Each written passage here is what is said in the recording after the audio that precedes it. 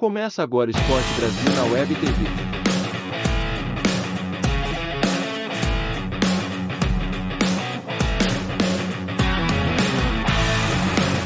A vitória do Palmeiras, pontuação e tudo mais, só um detalhe aqui, hoje o Endrick entrou. E eu achava que não entraria. Eu falei, será que vai estrear o Endrick? Sem o Abel Ferreira? Não, mas é um bom ponto. Falei, será? Eu acho que não. Eu apostaria, não, hoje não vai.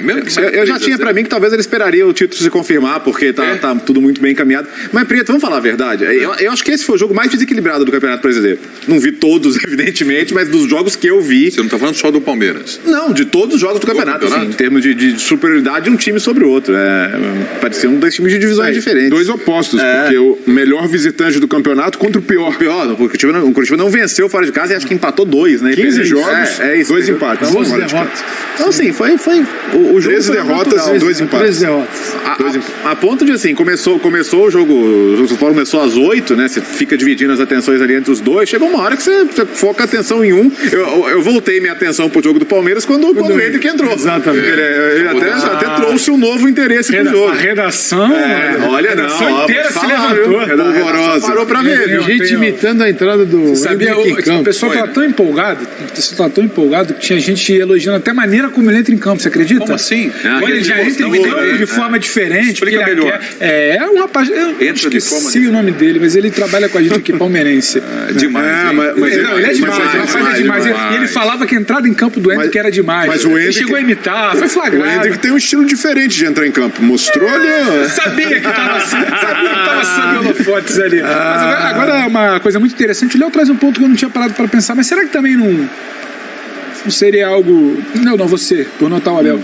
Não seria algo natural, já que eles trabalham como se fosse tudo uma unidade só, independente de quem esteja na beira do campo? Sim, demonstra trabalhado, ele cita isso, né? Temos várias projeções, quando tem um homem a menos, o jogo não está resolvido, hoje o jogo estava resolvido.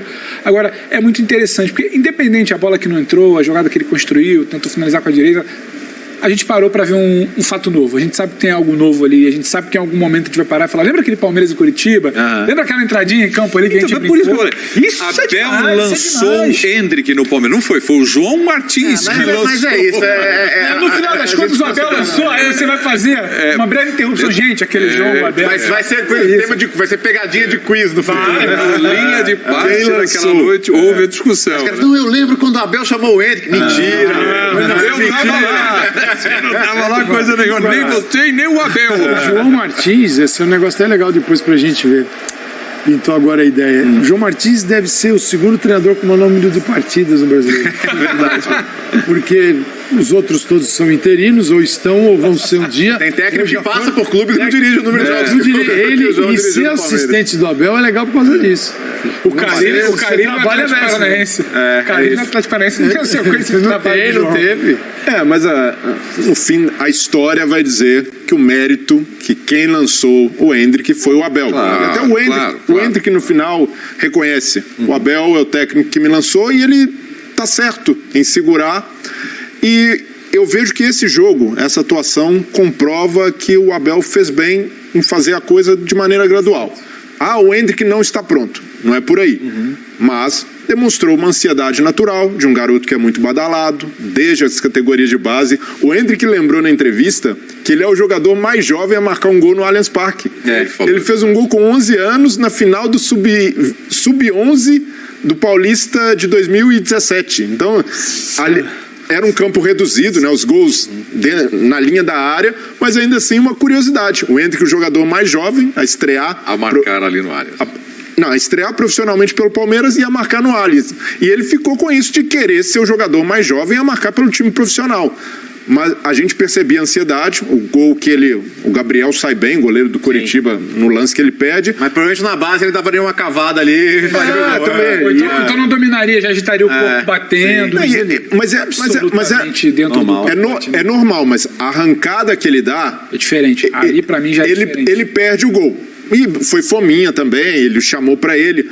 mas mostra a capacidade de condução de bola. Mas o Fominha que quer fazer o gol com 16, ele tem que ter qualidade para fazer o que ele fez ali. Tem também. Interessante. Não, interessante e ele dá o tapa, o corte. O momento do jogo que permitia que ele fizesse isso também, o momento dele. A escolha é perfeita. Assim. A explosão dos torcedores dentro do Aston, jogo em casa, foi chamado, o time vencendo bem. Esse era o pacote ideal. Então você não vai entrar lá para... Você não entra com a expectativa de virar o jogo. O Abel jamais faria isso. Então ele botou num jogo tranquilo. Eu acho que o que se olha do Endrick, imagina alguém observar esses 20 e poucos minutos, ele entrou aos 25, queria analisar se o Endrick foi bem ou mal. Aí é de uma crueldade, né? O que ele tem de principal é o seguinte: esse garoto, aos 16 anos, no jogo de profissionais, apareceu 2 vezes à frente do goleiro em condição de marcar. Mas aí, porque pra mim, o Abel foi bem. Esse é o ponto. Se o Endrick perde esses gols contra o Atlético, 1-0 no placar pro Palmeiras, a repercussão é diferente, já vai se discutir, poxa, mas é muito diferente base profissional, e a gente já sabe que é diferente base profissional. O que chama atenção no Endrick é a capacidade física. Para mim é uma capacidade física assombrosa pela idade. Porque se a gente comparar com jogadores que estrearam mais ou menos nessa faixa etária, o Ângelo dos Santos recentemente, o Neymar quando estreou com 17, Vinícius Júnior, a gente dizia, precisa encorpar, ainda tem habilidade. Aquela camisa que sobra. Tem habilidade, tem talento, mas com profissional o jogo é mais chegado. O Endrick, não só pela arrancada, na arrancada ele vai muito bem, é uma marca dele na base, mas pela condição física, a movimentação, a velocidade, a gente percebe que é um jogador com uma condição física muito privilegiada, além do talento. O talento do Endrick a gente não discute, é fora do comum, mas por essa capacidade física, pode ser que ele pule muitas etapas que alguns jogadores com talento igual ou até menor do que ele tiveram de lutar um pouco mais por não terem chegado tão prontos do ponto de vista físico como ele chegou ao profissional do Palmeiras. Tem dois aspectos só que eu acho, tentar finalizar aqui, que eu penso.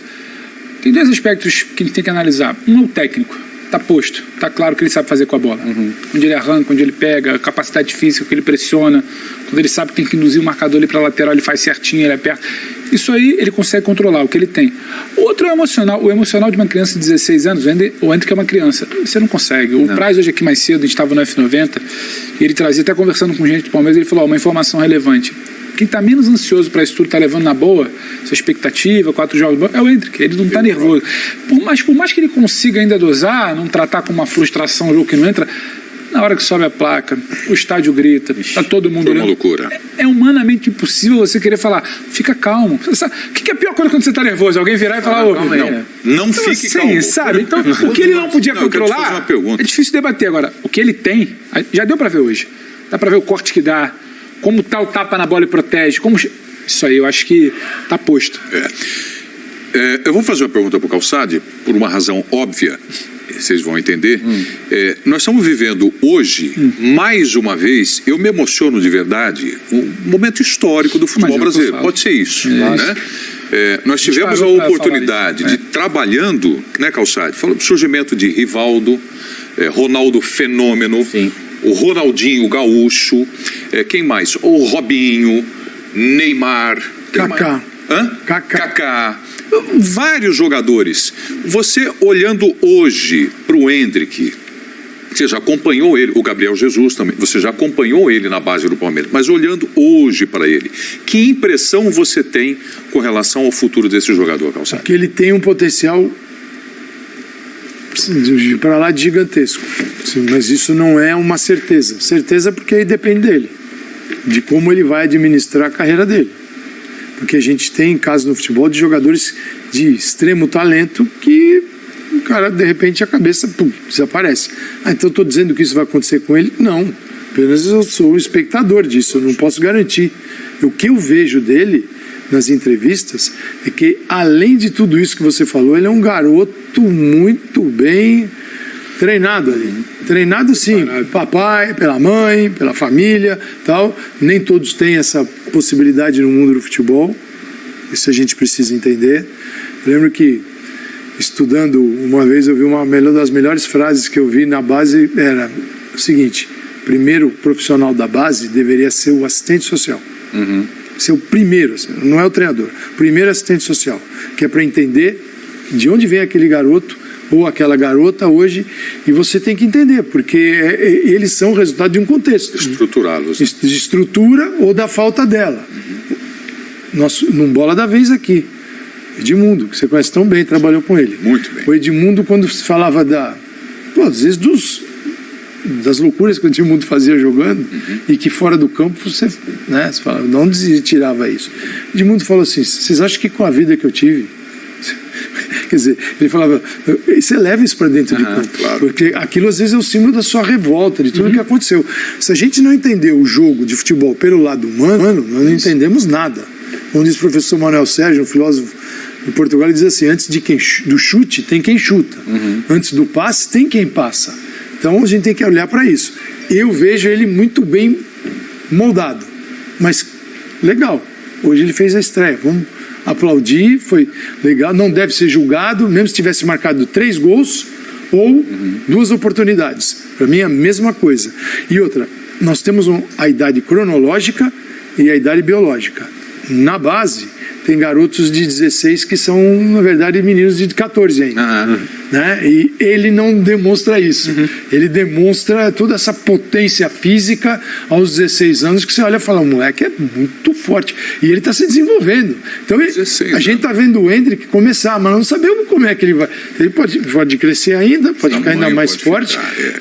Então, assim, é legal ver o nascimento do futuro do futebol brasileiro. Eu espero que a gente esteja vendo isso aí. Me parece muito claro. Deixa eu citar só, porque você não pode até ser cobrado depois, não é uma bobagem, mas é que eu não citei Vinícius Júnior.